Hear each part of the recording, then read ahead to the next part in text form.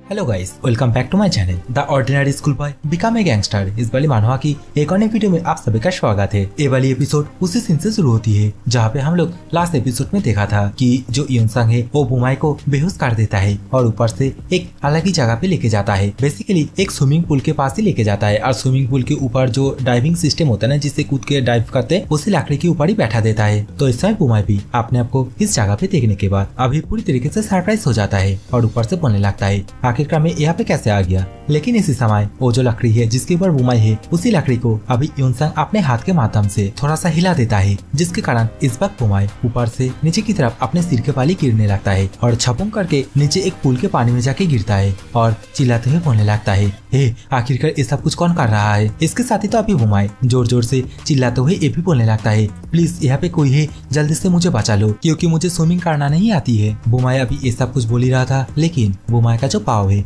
जैसे swimming pool के floor के साथ टच होता है, तो इस वक्त बुमाई को अपने पाव में अजीब सा कुछ महसूस होता है और वो अपने पाव की तरफ देखता है, जहाँ पे देखता है कि उसके पाव में तो अभी खून आ रहा है। और इस समय हम लोगों को स्विमिंग पूल के निचले हिस्से में बहुत सारे छोटे छोटे पिन को फेंका हुआ देखने के लिए मिलते हैं। एंड ऑब्वियसली ये सब कुछ जो भी किया है वो तो हम लोगों के यूनसंग ही करता है। तो इस समय बुमाई अपने इस हालत को देखने के बाद और ऊपर से पानी के अंदर इस तरीके से पिन को डाले हुए देखने के बाद बहुत ही ज्यादा पैनिक हो जाता है और तैरने की कोशिश करते हुए यहाँ से भागने की कोशिश करने लगता है और इसके साथ ही अपने मन में ही बोलता है, आखिरकार किसने इस स्विमिंग पूल के अंदर इस तरीके से पिन को डाल के रखा है। और ये बोलने के साथ ही अभी साइड में जो रोप बांधा होता है स्विमिंग पूल में, उसे पकड़ लेता है और रोप को पकड़ने के साथ ही जैसे अपने मुंडी को घुमा के साइड की तरफ देखता है, तो इस वक्त बुमाई बहुत ज्यादा हैरान हो जाते हैं और इसके साथ ही वो सामने की तरफ ये देखता है कि जो यूनसंग है वो तो इस वक्त स्विमिंग पूल के साइड में चेयर में बैठ के बुमाई का इस हालत को बहुत ही आराम से देख रहा होता है। तो इस समय यूनसंग को इस तरीके से खड़े खड़े इन सभी चीजों को होता हुआ देखते हुए देखने के बाद बुमाई बहुत ही ज्यादा गुस्सा हो जाते हैं और इसके साथ ही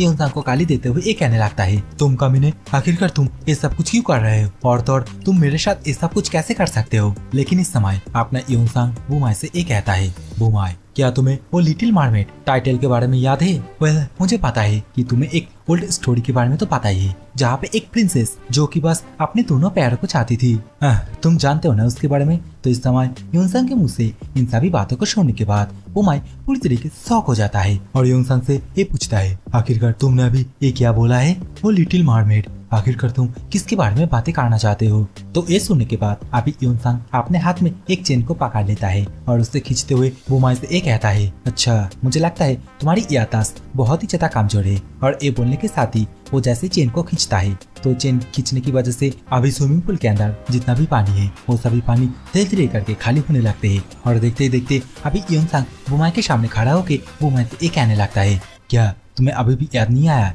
कोई ना, मैं तुम्हें याद दिलाने में थोड़ी सी मदद करती हूँ। और ये बोलने के साथ ही अभी यूनसंग बुमाई को पास्ट में क्या क्या हुए थे उसी के बारे में बोलने लगता है। तो अभी हमें पास्ट के सीन को दिखाए जाते हैं, जहाँ पे अभी हम लोग को एक स्विमिंग पूल के अंदर किसी एक लेडी को बहुत ही तेजी से स्विमिंग करते हुए देखने के लिए मिलते हैं, जहाँ पे इस लेडी को इस तरीके से तेजी से स्विमिंग करते हुए देखने के बाद यहाँ पे मौजूद जो दोनों एंकर है वो लोग भी बहुत ही ज्यादा एक्साइटेड होते हुए ये कहने लगता है, देखो फास्ट फास्ट, अनबिलीवेबल फास्ट, सच में ये लड़की तो कमाल कर रही है। और इन दोनों एंकरों का ये बोलते ही हम लोगों को यूनसंग की जो नोना है नायोंगमिन, उसे इस स्विमिंग रेस को जीतते हुए देखने के लिए मिलते हैं। तो इस समय बेसिकली हम लोगों को ये जानने के लिए मिलता है, बुमाई ने जब नायोंगमिन के पैरों के ऊपर अपने कार को चढ़ा दिए थे, उसी टाइम पे नायोंगमिन के दोनों पैर ही पूरी तरीके से डिस्ट्रॉय हो गया था। लेकिन नायोंगमिन जो कि अपने दम पे, अपने बलबूते पे दोबारा से अपना जो स्पोर्ट्स में पोजीशन है उसे हासिल किया। और इस समय नायोंगमिन को इस तरीके से स्विमिंग कॉम्पिटिशन को जीता हुआ देखने के बाद इस समय यूनसंग और यूनसंग की जो मदर है दोनों ही बहुत ही ज्यादा खुश हो जाती है। सो इसी तरीके से नायोंगमिन के जो टैलेंट है उसकी वजह से नायोंगमिन धीरे धीरे करके बहुत ही ज्यादा फेमस हो गई। और इसके साथ ही उसकी जो न्यूज है वो तो न्यूज़पेपर और भी बहुत सारे आर्टिकलों में भी आने लगी। इवन सोशल मीडिया में भी नायोंगमिन बहुत ही ज्यादा पॉपुलैरिटी गेन की। लेकिन एक दिन कुछ ऐसा हुआ जिसके बारे में किसी को नहीं था अंदाजा। हम लोगों को अभी कोर्ट के अंदर का सीन दिखाए जाते हैं, जहाँ पे बेसिकली नायोंगमिन के ऊपर बुमाई ने कार को चढ़ा दिया होता है, उसके बारे में केस चल रही होती है। लेकिन इस समय जैसे कि बुमाई के फैमिली के पास बहुत ही ज्यादा पैसा होता है, इसलिए वो सभी जो एविडेंस है उसे भी पूरी तरीके से बदल देते हैं और तो और नायंगमिन के ऊपर ये भी इल्जाम लगाती है कि नायंगमिन बुमाई के साथ जबरदस्ती करने की भी कोशिश की। मतलब एक तरीके से अभी का जो इल्जाम है वो पूरी तरीके से नायंगमिन के ऊपर ही आ जाते हैं और जहाँ पे बेसिकली नायंगमिन बेकसूरी होती है। मतलब बुमाई ने उसकी फैमिली ने अपने पैसों के दम पे बुमाई का जो कसूर है वो पूरी तरीके से नाकार कर दिया होता है। एंड ऑब्वियसली हर एक जगह की तरह यहाँ के जितने भी पब्लिक है वो सभी लोग भी अभी जो नायंगमिन है उसके बारे में उल्टा सीधा बोलने लगते हैं और तो और ये सभी लोग यही पे नहीं रुकते हैं। नायंगमिन के जितने भी अकाउंट है उन सभी के ऊपर बढ़ के इसी चीज के बारे में कमेंट करने लगते हैं। तो इन सभी हालातों के कारण अभी नायंगमिन को ये महसूस हो रही होती है मानो कि वो इस वक्त बहुत ही नुकीले कांटों के ऊपर से चल रही है। एंड ऑब्वियसली इन सभी बातों के कारण नायंगमिन भी पूरी तरीके से डिप्रेस हो जाती है। लेकिन इस मामले के ऊपर नायंगमिन अपने घर वालों से कुछ भी नहीं बोलती है। वो अंदर ही अंदर पूरी तरीके से टूट जाती है। ऊपर से वो अपने सोशल मीडिया अकाउंट पे उन सभी मैसेज को देखने के बाद पूरी तरीके से खोखला हो जाती है। एक तरीके से नायंगमिन बस एक ही बात को सोचती है, अब जीने का क्या फायदा। और इसी सोच के साथ नायंगमिन जो कि टेरेस पे जाके अपने व्हीलचेयर से सीधा नीचे की तरफ जंप कर देती है, जिसके कारण उसकी वहीं पे मौत हो जाती है। और अभी तक मैंने जितना भी बात बोला है उन सभी बातों को युनसंग बुमाई से कहता है और इन सभी बातों को सुनने के बाद अभी बुमाई पूरी तरीके से खामोशी खड़ा रहता है। उसे तो घंटा भी कुछ समझ में नहीं आ रहा है आखिरकार युनसंग कहना क्या चाहता है। तो इस समय युनसंग बुमाई को इस तरीके से चुपचाप खड़ा रहते हुए देखने के बाद बुमाई से बोलता है, तुम्हें अभी भी याद नहीं आया? चलो मैं तुम्हें शॉर्ट में याद दिला देता हूँ। वो लिटिल मरमेड जिसकी बात मैं अभी भी बोल रहा हूँ वो मेरी एल्डर सिस्टर थी, ली नायंगमिन। नाम तो सुना ही होगा ना। लेकिन इस समय ये भद्दू सा बुमाई इसे भी कुछ समझ में नहीं आता है। वो चिल्लाते हुए युनसंग से बोलने लगता है, आखिरकार तुम किस बारे में बातें करना चाहते हो? लेकिन इस समय आपने युनसंग जो कि बहुत ही गुस्से के साथ धीरे धीरे करके बुमाई की तरफ ही बढ़ने लगता है और देखते ही देखते बुमाई के टांगों पे जोर से एक लात मार देता है, जिसके कारण अभी बुमाई घूमते हुए एकदम स्विमिंग पूल के फ्लोर के ऊपर धड़ाम से गिरता है। एंड ऑब्वियसली इसके कारण स्विमिंग पूल के फ्लोर के ऊपर पड़े हुए जितने भी पिन है उनमें से बहुत सारे पिन अभी बुमाई के कंधे पे बेसिकली बैक साइड पे घुस जाते हैं, जिसके कारण इस समय बुमाई को बहुत ही तेज दर्द होने लगता है। दर्द के मारे चिल्लाते हुए इस समय बुमाई युनसंग से बोलने लगता है, तुम पागल कमीने, तुम मेरे साथ ऐसा कुछ करने वाले होते कौन हो? और क्या मैं तुम्हें जानता भी हूँ? फिर भी तुम ऐसा कुछ मेरे साथ क्यों कर रहे हो? और ये बोलने के साथ ही अभी भर के युनसंग को गाली दे रहा होता है। लेकिन इस समय युनसंग बस खड़े खड़े बुमाई के इन सभी बातों को चुपचाप सुन रहा होता है। लेकिन देखते ही देखते अगले ही पल दोबारा से बुमाई को उसके शर्ट से पकड़ लेता है और हवा में उठा के उसे बोलने लगता है, बुमाई मैं ली युनसंग हूँ, वो भी वो ओरिजिनल वाला, और जो ली नायंगमिन है उसका छोटा भाई ली युनसंग। और ये कहने के साथ ही दोबारा से बुमाई को वो जो डाला हुआ पिन है उसके अंदर फेंक देता है, जिसके कारण अभी बुमाई के बॉडी पे चारों ओर बहुत सारे पिन घुस जाते हैं, जिसके कारण अभी बुमाई को बहुत ही तेज मतलब पिछले बार से भी बहुत ही तेज दर्द होने लगता है। बुमाई बस इधर उधर घुंघराने लगता है और इसके साथ ही चिल्लाते हुए ये बोलने लगता है, मेरे फेस के अंदर पिन घुस चुका है। और ये कहने के साथ ही इस समय बुमाई बहुत ही ज्यादा गाली देते हुए दोबारा से युनसंग की तरफ देखते हुए युनसंग से ये कहने लगता है, तुम कमीने, तुम मेरे को किडनैप करने की कोशिश किए हो। सीसीटीवी, आखिरकार तुम सीसीटीवी फुटेज से कैसे बच पाओगे? तुम तो पकड़ा ही जाओगे। तो इस समय बुमाई के मुंह से इन सभी फालतू की बात को सुनने के बाद दोबारा से युनसंग बुमाई के कॉलर को कस के पकड़ लेता है और उसे थोड़ा सा ऊपर की तरफ उठाते हुए उसके चेहरे पे बहुत ही जोर से एक कस के थप्पड़ मार देता है और इसके साथ ही बुमाई से कहने लगता है, सीसीटीवी, तुम सीसीटीवी फुटेज की बात बोल रहे हो ना? तो मैं तुम्हें एक बात बता देता हूँ, मैं तुम्हें यहाँ पे तुम्हारे खुद की गाड़ी पे लेके आया हूँ। सो इन सभी के बारे में तुम्हें अभी चिंता करने की कोई भी जरूरत नहीं है, क्योंकि हम लोग के पास अभी खेलने के लिए बहुत ही ज्यादा टाइम है। लेकिन एक बात है बुमाई, तुम्हारे अंदर बहुत ही ज्यादा जिगरा है और ऊपर से ये वही कार है ना जिससे कि तुम मेरे नोना के साथ टक्कर कराए थे। और ये बोलने के साथ ही अभी युनसंग अपने पास से इस कार का जो चाबी है उसे बाहर की तरफ निकालते हुए दोबारा से बुमाई से कहने लगता है, उस इंसिडेंट के बाद तुम कार को कैसे चला सकते हो? ऊपर से तुम उस दिन एक आए थे ना कि मैं और मेरी जो नोना है हम तो बस कीड़े मकोड़े हैं जो कि तुम्हारे कार के नीचे आ गए थे। बुमाई जो कि युनसंग के मुंह से इन सभी बातों को सुनने के बाद और युनसंग की जो रूप है उसे देखने के बाद पूरी तरीके से घबरा तो जाता है और डरते हुए युनसंग से बोलने लगता है, आखिरकार तुम मेरे साथ ये सब कुछ क्यों कर रहे हो? क्या मैं वो हूँ जिसने की तुम्हारे घर को जलाया? और तो और क्या मैं वही हूँ जो कि तुम्हारी नोना को मारा? उस टाइम पे जो कुछ भी हुई है वो तो बस तुम्हारे कारण ही हुए है, फिर भी तुम मेरे साथ अभी इस तरीके से बिहेवियर क्यों कर रहे हो? बुमाई चिल्लाते हुए ऐसा कुछ बोल ही रहा था, लेकिन इस समय युनसंग दोबारा से बुमाई के गाल पे जोर से कस के एक और थप्पड़ लगा देता है। लेकिन लेकिन यहाँ पे योनसांग बुमाई को बस एक ही थप्पड़ नहीं मारता है, वो लगातार बहुत सारे थप्पड़ को बुमाई को लगातार मारने लगता है। और देखते देखते कुछ देर बाद बुमाई का जो गाल है वो पूरी तरीके से सूज जाता है। और इस समय योनसांग बुमाई से ये कहने लगता है, तुम जो ली नायोमिन है उसके नाम को कैसे भूल सकते हो? तुमने पहले उससे उसका जो लेग है उसे छीने, उसके बाद तुमने उसकी जो आवाज है उसे भी छीन लिए, और आखिरी में जब उसके पास कुछ नहीं बचा तब तुमने उसके जान को भी ले लिए। अभी योनसांग बुमाई को इतना मारता है जिसके कारण बुमाई का चेहरा अभी पूरी तरीके से बिगड़ जाता है। इस समय तो योनसांग बुमाई से ये भी कहने लगता है, मैं तुम्हें माफ कर दूंगा, मैं तुम्हें एक चांस देता हूँ जहाँ पे तुम्हें मुझसे और मेरे नोना से माफी मांगना होगा, मतलब पूरी तरीके से एक सिंसियर एपोलॉजी। तो इस समय योनसांग के मुंह से ये एपोलॉजी वर्ड सुनने के बाद, मतलब माफी मांगने की बात सुनने के बाद बुमाई अभी धीरे धीरे करके अपने बिगड़ा हुआ थोपड़े से हंसने लगता है और योनसांग से कहने लगता है, माफी? तुम कमीने, तुम्हें क्या लगता है कि मैं तुम्हारे जैसे एक लूजर से माफी मांगने वाला हूँ? माफी माई फुट। और रही तुम्हारी नोना की, वो तो अभी हिल में सड़ रही है, तो उससे मैं कैसे माफी मांगू? इस समय बुमाई के मुंह से इन सभी बातों को सुनने के बाद योनसांग को बहुत ही ज्यादा गुस्सा आने लगता है। लेकिन अभी बुमाई दोबारा से हंसते हुए योनसांग से ये भी कहने लगता है, तुम रुको, मैं तुम्हें ऐसे ही जाने नहीं दे सकता। और ये बोलने के साथ ही चैंगसो नाम से पुकारता है। तो इस समय हम लोगों को योनसांग के पीछे चैंगसो को देखने के लिए मिलते हैं। तो इस समय योनसांग अपने पीछे चैंगसो को महसूस करने के बाद पूरी तरीके से शॉक हो जाता है। और देखते देखते अभी हम लोग को चैंगसो का एक बहुत ही बैडनेस वाले लुक को दिखाया जाता है। और इस समय चैंगसो को यहाँ पे देखने के बाद योनसांग चैंगसो की तरफ घूर के देखने लगता है, और दूसरी तरफ जो बुमाई है वो तो मानीमान बहुत ही ज्यादा खुश होने लगते हैं। और इस समय चैंगसो अपने कदम को आगे करते हुए अभी योनसांग के तरफ ही जाने लगते हैं। अभी बुमाई चैंगसो को देखने के बाद चैंगसो से ये कहने लगता है, चैंगसो अभी तक तुम कहाँ पे थे? मैं कब से तुम्हें कॉल करने की ट्राई कर रहा था, लेकिन तुम मेरे फोन को पिकअप ही नहीं कर रहे थे।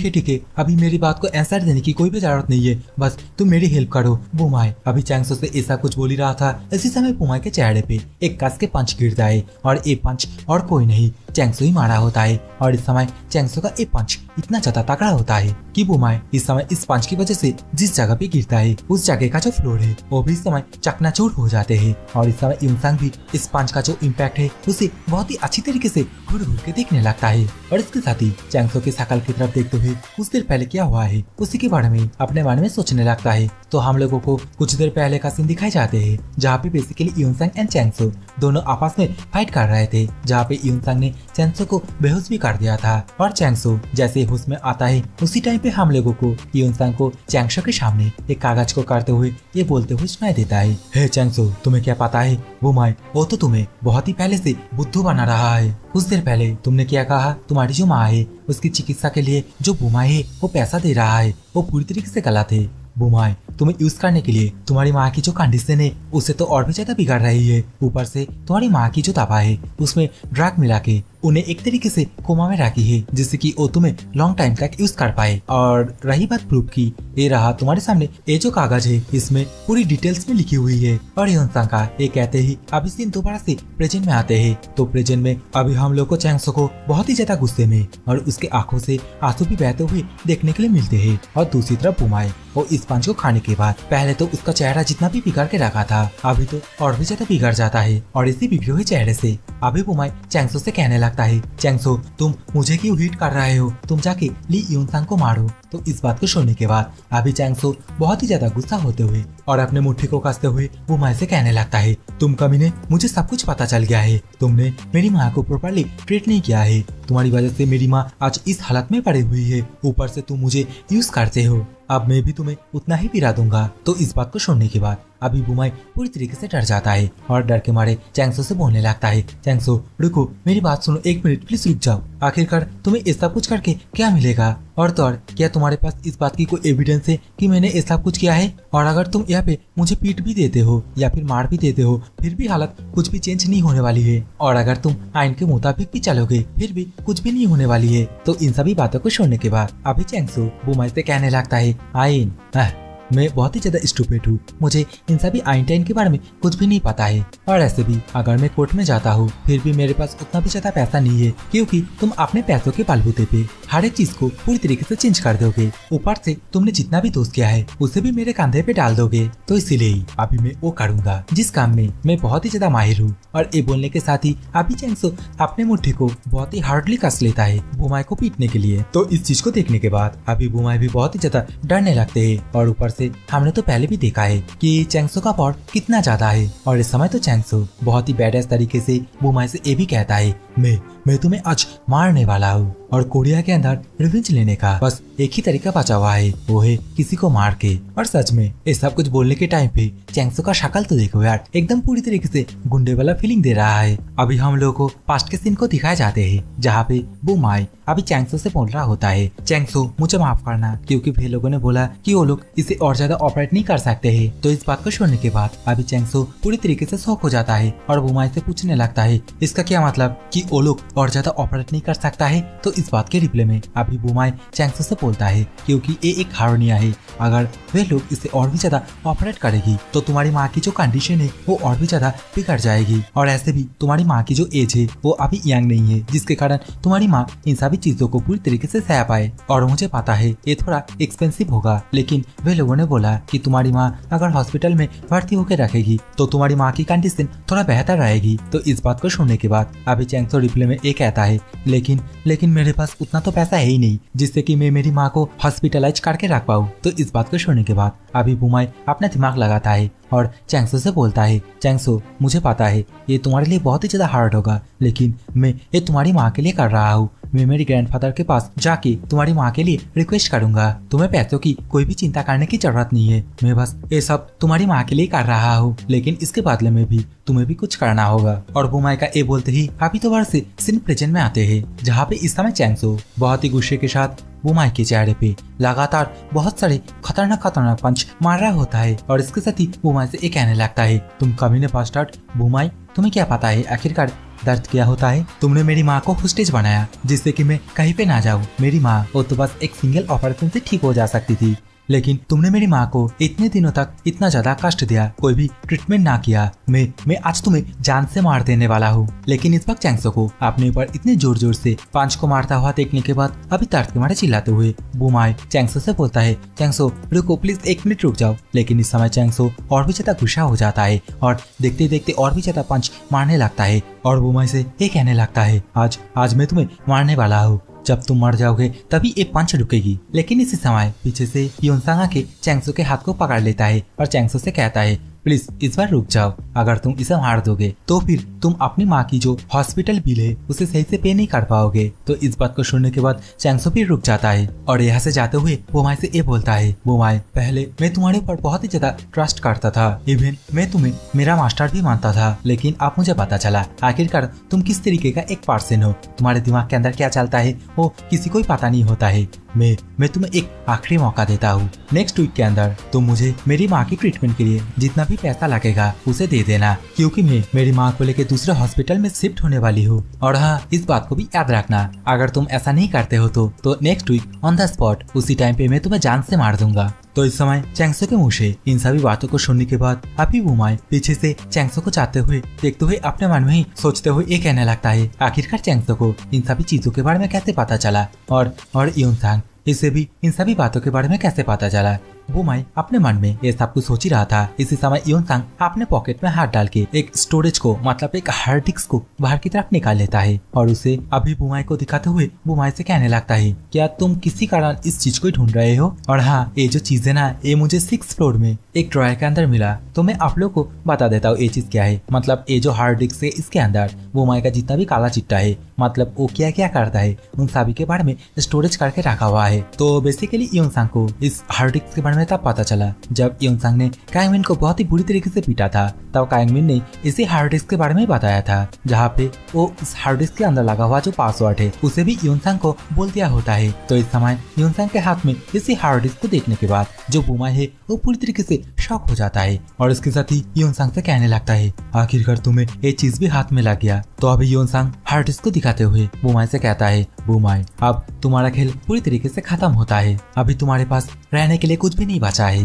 तो इस बात को सुनने के बाद अभी बुमाई पूरी तरीके से खामोश हो जाता है। कुछ देर ऐसे ही खामोश होकर सोचने के बाद अभी योनसांग से माफी मांगते हुए बोलता है, योनसांग मुझे माफ कर देना, क्योंकि जो कुछ भी हुई है उन सभी में मेरा ही गलती है, मुझे माफ कर देना। और सच में ये सब कुछ बोलने के टाइम पे जो बुमाई है वो अभी अपने आंखों से आंसू भी बहाने लगता है और देख के तो यही लग रहा है कि मगरमच्छ का आंसू है, कभी भी पलट सकता है। और अभी जैसा कि बोला मगरमच्छ का आंसू है, इस समय बुमाई जैसे ही देखता है कि योनसांग के पैरों के साइड में वो जो कार का की है वो तो गिरा हुआ है, तो इस चीज को देखने के बाद अभी बुमाई बहुत ही फास्ट तरीके से योनसांग को जोर से एक धक्का मारता है और जो की है उसे उठा के तुरंत ही ऐसे दौड़ के भागने लगता है। तो इस समय योनसांग भी बुमाई का ये जो हरकत है इसे देखने के बाद पूरी तरीके से शॉक हो जाता है। लेकिन अभी करे तो करे क्या, बुमाई जो की कार के चाबी को पकड़ के अभी सीधा इससे बाहर आ जाते हैं और अपने कार के पास जाके अपने कार को अनलॉक करके सीधा उसके अंदर बैठ जाता है और इंजन को चालू करते बोलता है, थैंक गॉड इंजन तो चालू हो गया। लेकिन इसी समय अभी कार के सामने